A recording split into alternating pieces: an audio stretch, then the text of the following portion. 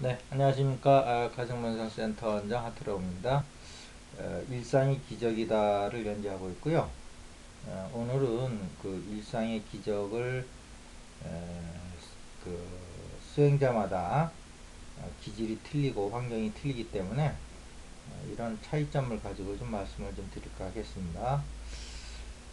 특히 이제 종교적으로 보면 기독교를 믿으시는 분들이 있고요. 그 다음에 이제 불교를 믿으시는 분이 있고, 그 다음에 이제 뭐 불교, 기독교 이런 걸 떠나서 명상을 좋아하시는 분들이 또 있죠. 오늘은 이제 기독교를 믿으시는 분들을 위한 방법을 먼저 좀 말씀드리겠습니다. 이 기독교라고 하는 것은 꼭 뭐 지금 현재 천주교 신자, 기독교 신자를 말씀 포함도 하지만 그런 성향의 사람들이 있어요. 그러니까 이제 어떤 성향의 사람들이냐 하면 그 이성적인 거보다는 좀 감성적이고, 그 다음에 독립심이 보다는 이렇게 그 최고의 존재한테 자기를 이렇게 이제 헌신하려고 하는 그런 어떤 성향의 사람들을 어, 이제 포함해서 말씀을 드리는 거죠. 음, 그래서 그 불교처럼 이렇게 혼자 독립하는 그런 거는 어딘가 좀 이렇게 좀 허전함을 느끼고 뭔가에 이렇게 이제 이렇게 의존해서 그 있을 때 더 평화를 느끼시는 분들을 그런 성향의 사람들은 이제 기독교적 성향이다 이제 제가 이렇게 말씀드리는 건데, 음, 물론 기독교를 믿으시면서도 아주 이제 이성적인 분들은 또 있어요. 근데 이런 분들은 이렇게 불교다 기독교적 성향을 보면 믿음은 기독교에서 믿으시는 거지만 성향은 불교적 성향으로 보시는 게 맞아요. 그러니까 꼭 내가 기독교를 믿는다고 해서 기독교 성향은 아니다라는 거죠. 성향은 다를 수가 있어요. 그렇다고 해서 무슨 뭐 불교를 믿으실 분이 무슨 뭐 기독교를 믿는다는 건 아니고요. 뭐 불교적 성향이든 기독교적 성향이든 기독교적 성향이 계신 분이 또 불교에 오시는 분들도 있죠. 그런데 이제 이제 성향을 보면 그렇다는 거죠. 자, 그런데 이렇게 이제 제일 크게 이제 보면 두 가지죠. 어, 이성적이냐 감성적이냐 할 때 좀 감성적인 부분이 좀 강하신 분들 본인들이 아실 거예요. 일단 뭔 일이 있을 때 뭐 머리로부터 생각이 든다 아니면 뭔 일이 있을 때 어떤 그 느낌이 먼저 온다 감정이 먼저 온다 할 때 감정이 먼저 오시는 분들을 얘기하는 겁니다.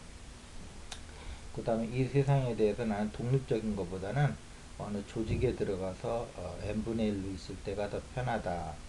그 다음에 혼자 쓰라는 것보다는 여러 사람과 같이 이렇게 있을 때가 더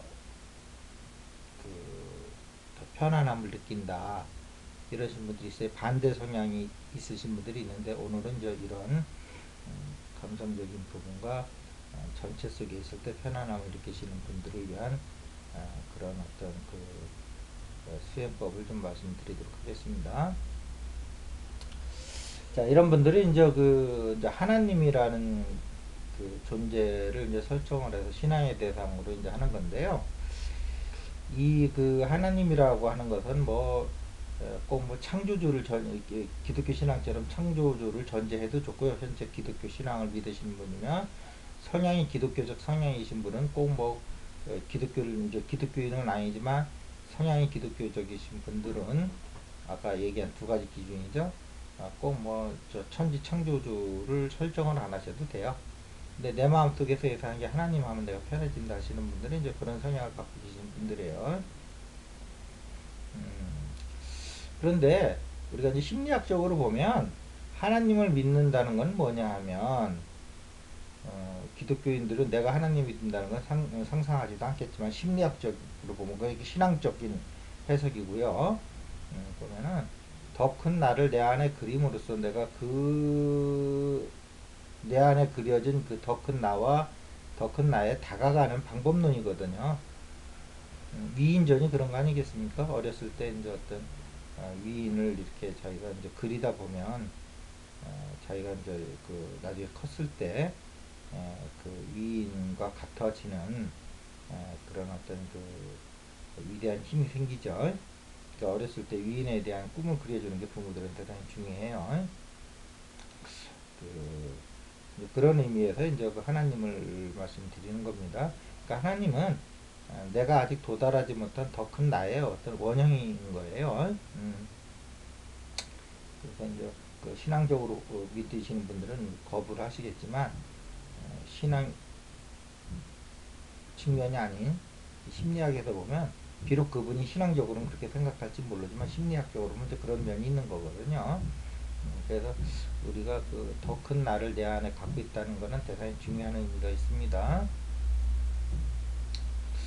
자, 그런 분들은 우리 이제 그 가슴에서 음, 그, 그 동양에서는 그 이제 경천애인이라고 그러죠.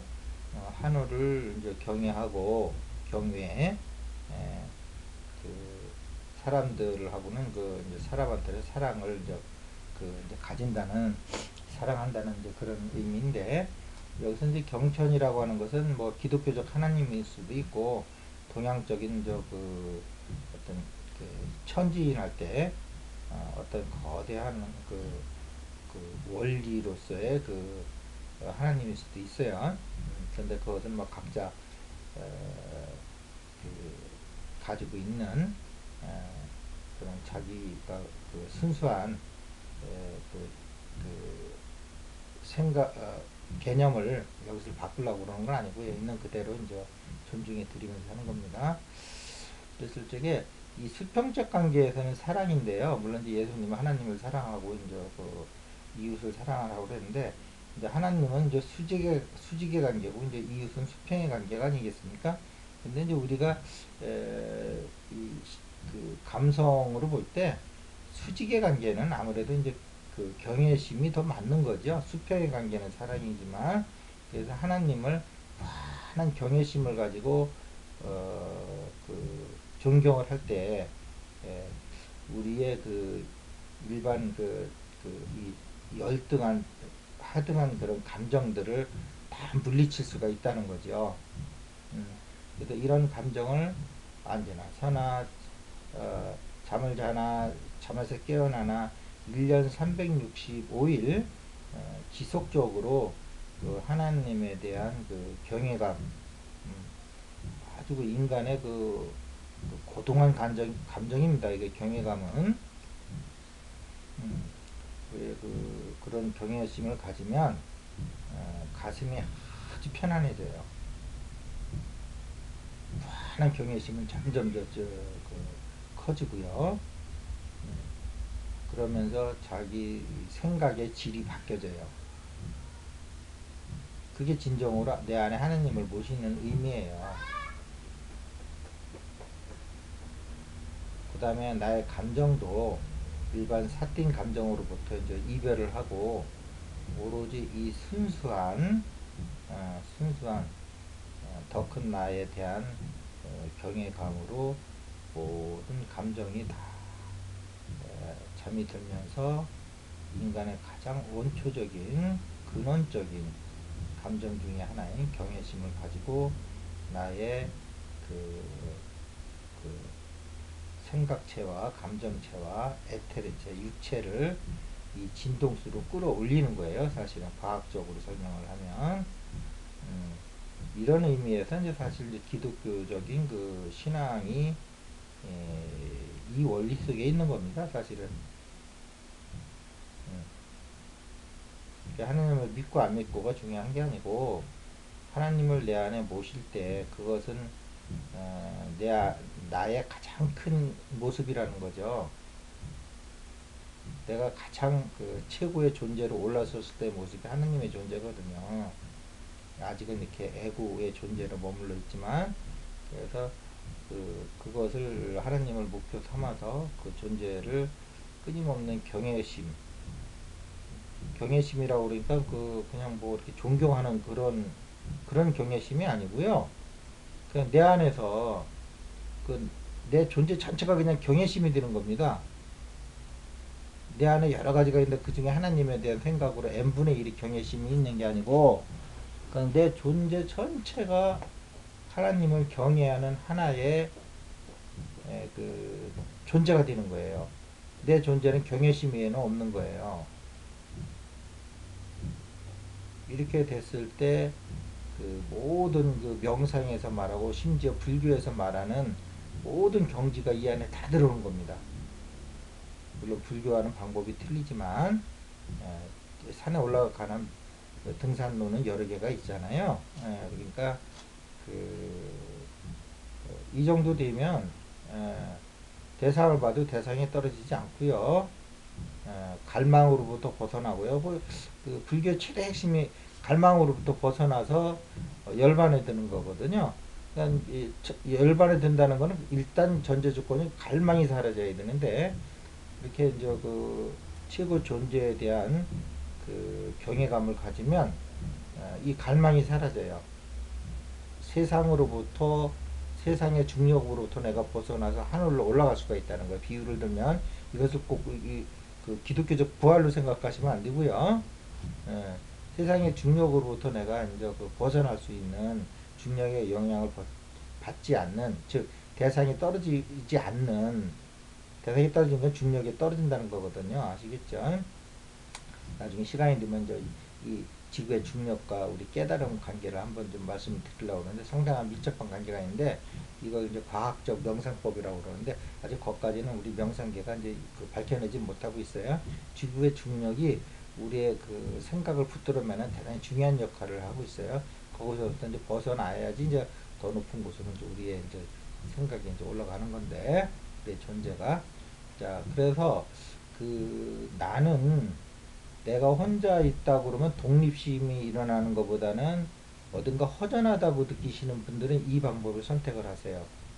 내가 혼자 있다고 생각하면 어딘가 허전한 마음이 드는 사람이 자꾸 불교에 가서 그 혼자 있는 연습을 하면 더 그 문제가 좀 될 수가 있어요. 그래서 여러분이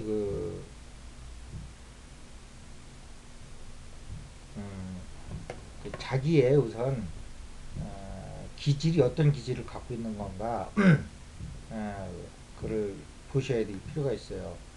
예를 들면 나는 여럿이 있으면 아유 정신없고 오히려 혼자 있는 것이 편하다. 이게 독립적 기질이 강한 사람은 이 방법보다는 저 다음에 말씀드릴 그 방법을 택하시고요. 나는 어딘가 혼자 있으면 이렇게 그 자유로움을 느끼기보다는 이렇게 어딘가 허전하고 이렇게 마음을 둘 곳을 몰라서 이렇게 막 방황을 하게 되는 그런 허전함을 느끼는 사람 같으면 이 방법을 쓰세요. 이 방법을 쓰시면 가슴이 뿌듯해지면서 역으로 이제 주변에 사람이 없어도 혼자 설 수 있는 힘이 생겨요. 이걸 기독교적 표현을 하면 하나님이 나에게 손을 내밀어서 내가 하나님의 손을 잡고 이제 혼자 설 수가 있는 거예요. 하나님은 결국 홀로 쓰신 분 아닌가요? 여러 가지 측면으로 볼 수 있지만 그렇죠? 그래서 결국은 내가 홀로 서기 위해서는 하나님의 손을 잡지만 결국은 이 경외심이 결국은 나를 홀로 세워서 다시 세상 속으로 들어가서 세상 사람들과 같이 조화를 이루어내는 존재로, 의존적인 존재를 벗어나서 이런 할 수 있습니다. 그래서 이런 경외심을 못 가지면 여러분들이 그 기질적으로 의존하는 기질을 가지신 분들은 뭐 자꾸 다른 사람들을 원한다든지 아니면 이성을 원해서 그 사람에게 의존 관계를 갖는다든지, 심지어는 경제적 독립심도 없이 다른 사람 경제력에 의존하려고 하는 이런 끝없는 고통 속에 들어가는데, 이것을 벗어나기 위해서 우리 영혼은 계속해서 이제 그거와 상반된 그 환경 속으로 몰아넣을 거예요. 그러니까 이제 엄청나게 고통을 받겠지요. 그런 상황에서 이제 벗어나기 위해서. 그런데 그 전에 이렇게 그 하나님한테, 사람하고 세상한테 의존하는 게 아니고 이 하나님한테 의존하면서 경외심을 가질 때, 경외심을 가질 때 그 여러 사람이 있을 때 오히려 번잡스럽고 혼자 있을 때 그 자유로움을 느끼는 사람들이 갖지 못한 특성을 이분들은 또 갖고 있어요. 그러니까 다른 사람에 대한 배려심도 있고요. 이분들이요. 다른 사람에 대한 어떤 애정도 많으신 분들이에요. 근데 이제 홀로 서는 게 이제 못하니까 그게 문제가 되는데, 요럴 때 이제 이런 성향을 갖고 계신 분들은 이렇게 하나님에 대한 어떤 경외심을 느끼시면 여러분들이 자기 기질과 맞기 때문에 아주 이질감 없이 360을 행복함 속에서 이제 지낼 수가 있는데, 그것은 이제 등 뒤로 해서 들어가시면요, 가슴 앞쪽이 있어요. 그래서 앞가슴에서 조금 뒤쪽으로 가면 거기서 이제 무한한 경외심이 나오는 자리가 있습니다. 그러니까 한번 여러분들도 가슴이 발달하신 분 한번 찾아보시고요.